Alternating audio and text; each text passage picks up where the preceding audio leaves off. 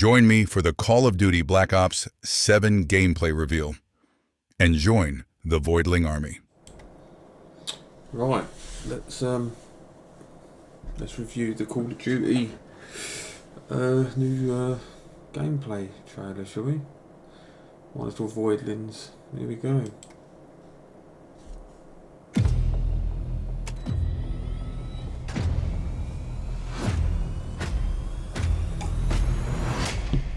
We're bringing something new to the table. Oh, what's about to happen? You've been saying that for fucking how many years? I think they're in for a nice surprise, yeah.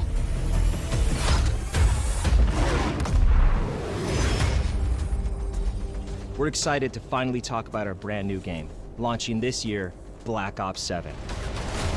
This is a story we've been building for years, designed from the start to deepen the Black Ops universe. We're picking up the thread in 2035, a world shaped by the consequences of choices made long before. It's a future forged by fear. We're always looking for new ways to one-up ourselves and push beyond what we've achieved before. And Black Ops 7 gives us the opportunity to take valuable player feedback and infuse it directly into our development. I've never took valuable to make player this fucking the best feedback. Black I mean, Ops experience. really? You'll be able to squad up with friends or play solo in a fresh and innovative co-op campaign. Jump into a 2035 multiplayer experience loaded with brand new maps. And yes, the next chapter of Zombies, set entirely in the dark ether. First, let's dive into our campaign. From the start, our goal was to tell a story that could stand on its own, while also honoring the legacy of the series. Throughout development, we found meaningful opportunities to reconnect with characters and storylines from earlier Black Ops titles. What say we wrap this shit up real quick today, okay? They're just reusing the same characters, the same storylines from Black 10, Ops 15 7 years takes ago. place about 10 years after the events of Black Ops 2 with Raul Menendez and his Cortes DA movement. It's such a good period of time Has the because Black Ops how have series these been any good characters since Black Ops changed 2? over the last 10 years. We have the fuck this was Black sweet Ops spot 4 here to then? really open up some new relationships between characters. At Strange. the end of Black Ops 2, Raul Menendez was seemingly killed. Now in 2035, he's back with a mysterious video threatening to burn the world down in 3 days. In response to this imminent threat, the Guild, a global tech conglomerate, has stepped in to offer protection where governments and nations have failed. David Mason, callsign Section, is back, deployed to investigate the new danger. What begins as a tactical operation quickly unravels into something far more disturbing, as they uncover a weapon engineered to turn fear into an instrument of war. So when the team gets exposed to it, we get to dig into twisted versions of their memories. It really plays on their fears. It puts them into this kind of paranoid state. As the story deepens, reality fractures, missions twist into surreal dreamscapes, and the line between memory and madness begins to blur.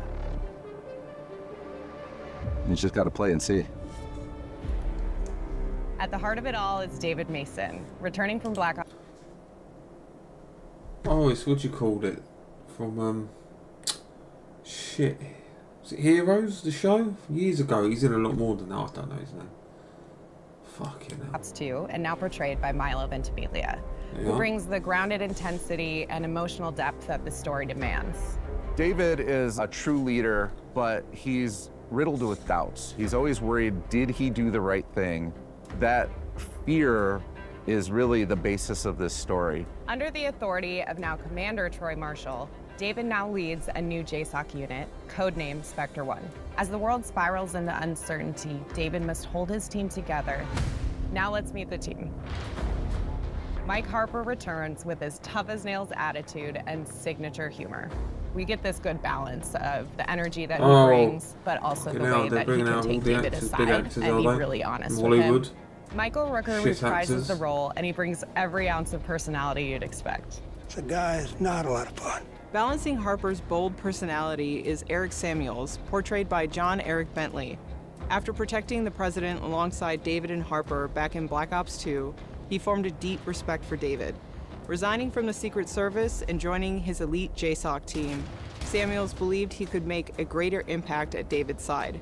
50/50 is one of our new characters. She's pretty amazing. She's Samoan, and she's kind of worked her way up. 50/50. And then at a certain What point the in her fucking name life, is started that? experiencing this Well, I'm degenerative 60/60. disease. Rather than getting taken away 50/50. from the What the field, fuck? she is willing to get some of her limbs replaced with bionic limb replacements. She's played by Frankie Adams, who is just a perfect fit. Who for the role. chooses to get It bionic would suck fucking to get kicked and punched by her. limbs? Because I don't need them. Alongside what's these wrong new with and fuck returning Call of faces, Duty. we're introducing Emma Kagan, portrayed by Kiernan Shipka. As the CEO of the Guild, Emma has positioned herself as humanity's last line of defense against the emerging threat. But her philosophy on how to confront this crisis puts her at odds with David and his team, raising questions about trust, control, and the cost of survival. You'll also meet operatives like Slade Razor Barrick, who heads up Spectre 2, the secondary JSOC team supporting the mission. Integral to our story is the enduring shadow of Raul Menendez. Now, as the world spirals towards chaos once again, the question isn't just whether Menendez is back, it's whether David is ready to face what that truly means. It was just the beginning. A necessary first step. Mission variety is at the core of Black Ops 7. I can say that you are definitely going to see some of the most trippy shit you have ever seen in a Call of Duty campaign. Things are going to progressively get really, really crazy the more you play. You're going to travel to places in reality in the game, but also in your mind. We can go to Nicaragua. We can go to Los Angeles, all within the span of seconds because there's no limitations on what this mindscape can bring. Avalon isn't just where the story begins, it's where it unfolds. It's where the Guild is based. And while we won't spoil why that matters just yet, their presence here The new is no Warzone, accident. man. Avalon, there you It's go. a city layered with history and power, hidden agendas, designed from the ground up to serve both the narrative and the gameplay. Having Avalon as this massive space is a first where we can When are we actually getting any integrate fucking hit seamlessly into the markers on that campaign. You're doing a robot very dog thing? specialized mission here, and then you go back to Avalon and you're progressing the story. It's a place where the past and future collide and where the truth about Menendez and the Guild Call of waits to Duty be really has uncovered. lost its identity. And as part of the co-op It really campaign, has. we're This is what unleashing happens when something you bold. push out The end a game every 12 This isn't months. just a final mission. It's a proving ground. Just a shit, culmination innit? of everything you've learned Pure through the shit. campaign. Like, Then what turn is on its this? head. Is it Tom The Like end 4? game Is is it a social Battlefield experience 2042? where you and your squad Is will it need Call to of master Duty? I abilities, honestly couldn't tell you survive anymore. overwhelming Look, odds, adapt under pressure, they've just lost and their break the identity, rules of which what is you a thought a shame. campaign could be. It's been And like you get that to do for it about not fucking... just with your friends, but there's another 28 players, so Since 32 in Battlefield, total. Battlefield It since- is truly a living world. Modern With this Warfare whole new campus 2019. at our fingertips, That was a we brilliant want to make game. sure players could be rewarded with fresh new And now look ways, what we're getting. even if they only play for the story. Have we not done this? So for the first time ever, with we're proud to announce Advanced we're bringing Warfare, global Infinity progression to Warfare, campaign in years Black ago, Ops and 7. it didn't work. Earn No XP, one liked them. complete challenges, level up your weapons And in now the we're campaign, fucking doing it again. and bring them into MP, zombies, or Warzone. Built for solo or co-op play, this campaign pulls you into a threat that demands your attention, twists your expectations, and reminds you exactly why Black Ops stories are so unique. If I take a step back and say what was the vision for multiplayer in Black Ops 7, it really started with that 2035 setting. Moving forward to 2035 lets us push the gameplay, make sure that we're making the most balanced and fun games possible. I'm really pumped for all the new, exciting tech and improvements that we're bringing to weapons this project. We'll have 30 new weapons available at launch, including 16 that players are seeing for the very first time in Call of Duty. It's always about finding the right balance of something brand new as well as delving into some of our past experiences. So we're always looking at other Black Ops games and trying to pick out little nuggets, weapons that people have really loved and maybe haven't seen in a long time, as well as some of those that keep coming back, but they're better than ever. We want to make sure that they're all over the map in terms of the classes that they belong to, as well as some of their gameplay mechanics. With the game taking place 10 years after Black Ops 2, we've unleashed the team's creativity to deliver exciting new perks, attachments, equipment, field upgrades, and of course, a huge selection of score streaks to play with.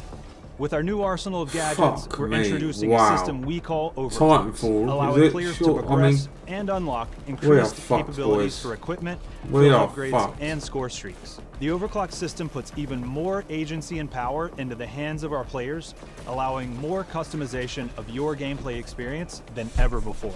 We're also expanding Omni movement to include new ways to outmaneuver and outstyle your opponents across the game, including Have we wall not been jump, over new this? It traversal doesn't work in capabilities. Call of Duty. We've also It's taken a shit. close look at feedback and No have one made wants tuning wall adjustments running. across the board for a more Jetpacks. controlled experience, including the removal of tactical sprint by default, with the ability to opt into that through our perk system. Now let's talk about how we're upping the ante with our multiplayer maps. We're taking multiplayer to bold new locations that are deeply connected to the narrative. You'll fight through covert guild facilities in Japan, revisit David Mason's childhood cabin in the Alaskan wilderness, infiltrate a remote tundra installation, and clash across a high-tech solar array in the Australian outback. Our maps are designed to breathe more, giving players the space to fully explore our expanded Omni movement system, while still delivering the tight cover-to-cover combat that defines Black Ops. Each layout emphasizes clear lane definition, strong sightlines, and opportunities for creative flanking and positioning. Whether you're a run-and-gun player, a tactical defender, or someone who thrives on movement and momentum, there's something here for you to learn, adapt to, and dominate. Because we're taking place after Black Ops 2, we've been able to revisit some of those spaces in reimagined ways, and Raid is definitely one of those that we thought was really important to bring back at launch. This is the Raid you know and love, reimagined for Black Ops 7 in a setting that's as beautiful as it is deadly. I think my Pretty good. favorite new multiplayer map is going to be the Forge. Yes, that would be Forge. Scar. Cortex. Homestead, for sure. We've got 16 The fact exciting no one maps at agrees on launch, the same all one 6v6. tells you it all. We're also hard at work crafting some of the most unique maps shit. for post-launch, leaning all the way into the themes of Black Ops 7.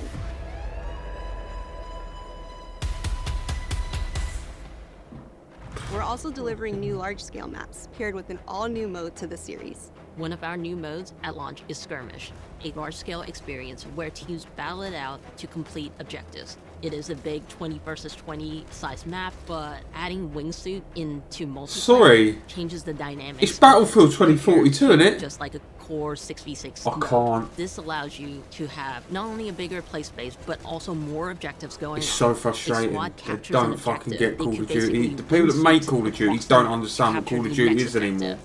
One of my favorite things about They're Skirmish just trying to take is bits that no one from match all the is games the over the same. years that have been This is a mildly multiplayer successful experience and designed make it to their own. surprise you, It built with doesn't work. intention, shaped by experience, and driven by the variety that keeps players coming back. Stay tuned later this year for more details at our full multiplayer reveal at Call of Duty Next. And of course, you'll be able to get hands-on in the open beta. Now, let's dive into all the new ways you'll be rewarded through our global systems. Yeah, I'm sure this will be fucking For the first time blinding. ever in a Call of Duty, we have a connected campaign. All the great XP, progression, challenge systems you know and love from multiplayer, zombies, and Warzone will be in co-op campaign.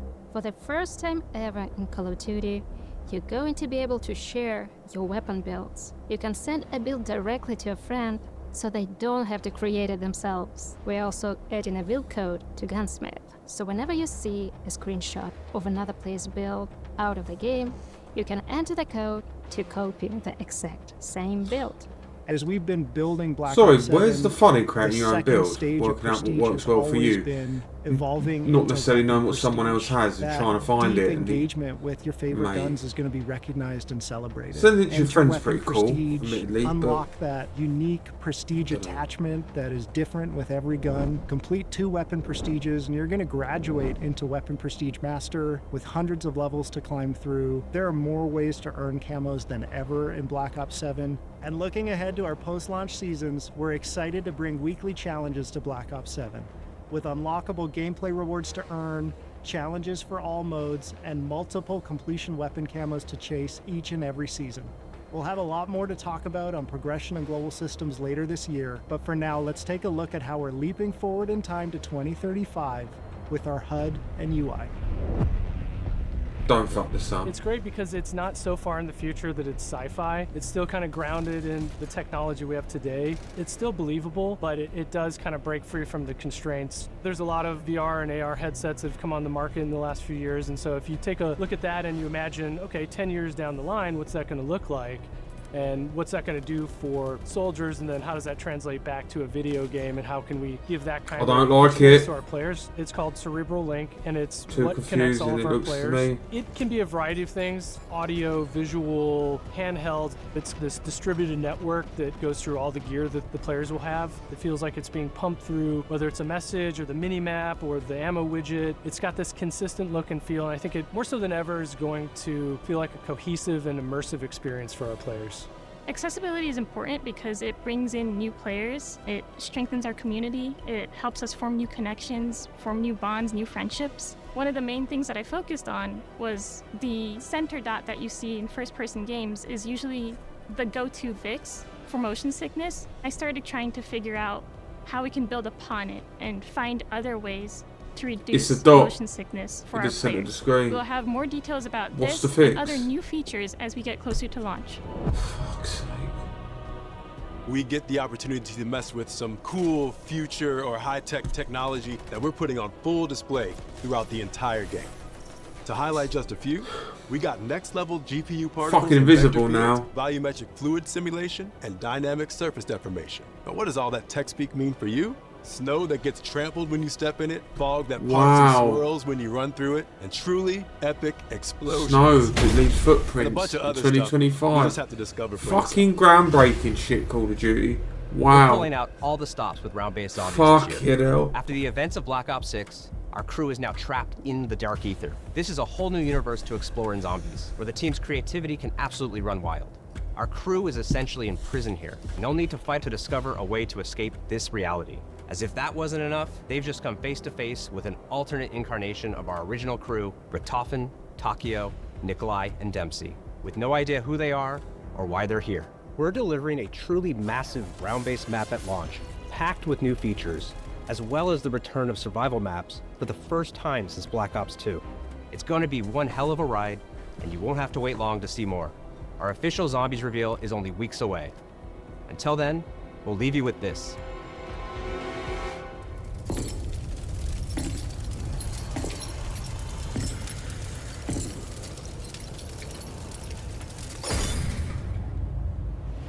On behalf of all the studio teams working to bring Black Ops 7 to life, thank you for being part of this journey. We have so much more to show you, including new gameplay features, our MP and Zombies reveals, and more coming in the next weeks. In the meantime, mark your calendars for the worldwide multiplayer reveal at Call of Duty Next on September 30th. We'll have live MP and Zombies gameplay with your favorite creators from around the world. And right after Next, you'll be able to play Black Ops 7 at home when our beta starts on all platforms on October 2nd. Thanks for watching, and we'll see you soon. Black Ops 7 arrives worldwide on November 14th.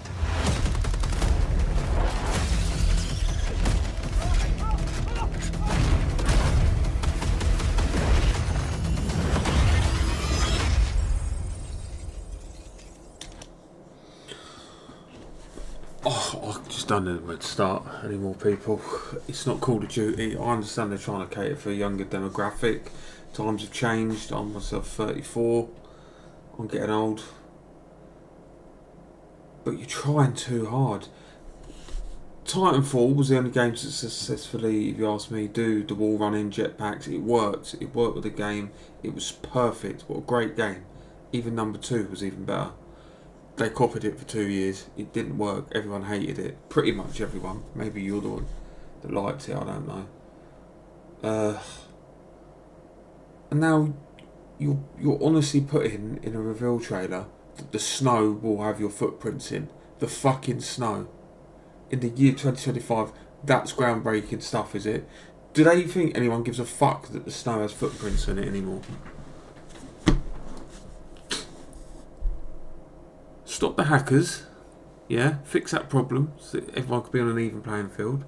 Sort out all the bugs you get. 1 minute voice chat works and it doesn't work. Then you go into a game, it cuts out, then it starts working again. Plus the hundreds of other bugs. You can't pick stuff up. The map, you can see out of the map. Things like this. Chat banning everyone. Fucking chat, I've been chat banned again for 2 weeks. For nothing this time, for not even speaking. I honestly don't know what to say. I'm not buying the campaign, I'm not buying the game itself. I'll play Warzone because I find Warzone fun when I'm not losing my shit with the hackers. but I'm not paying it anymore. I've been Call of Duty since day one, but I'm not buying it. I'm not giving them my hard-earned money. Like wingsuits, has Battlefield not done that for 4 years? Battlefield 2042, and it wasn't successful. No one really enjoyed it all that much, and the game flopped. So what have they done? They've gone back to basics. I've just played the beta for 2 weeks. It was fucking amazing. Just on boots on the ground action, proper war game. Not none of this bollocks. Fucking honestly, the snow, snow is what they're honestly putting in their fucking gameplay trailer to boast about. That the snow, you can see the footprints in it. I mean, come on. Call of Duty's lost its identity. It really has, and it's fucked because no one there has a clue what people want. I understand you've got to cater to every age group, but it's just not Call of Duty anymore, boys. I think you either adapt with the times and just get used to this being the new Call of Duty and work with it, or you just say time to retire and go to Battlefield or another game. I'm mind blown by it every year. The campaigns have been shit. You pay 70 quid for what, a 4-hour campaign? Modern Warfare 3 was disgusting. How bad that was, how rushed that felt. I don't get it anymore, people, but maybe you like the look of it, maybe this excites you. Let me know, drop a like, follow, or comment for more. Yeah, thank you for watching. Get the Reznov Challenge Pack when you pre-order now. Peace.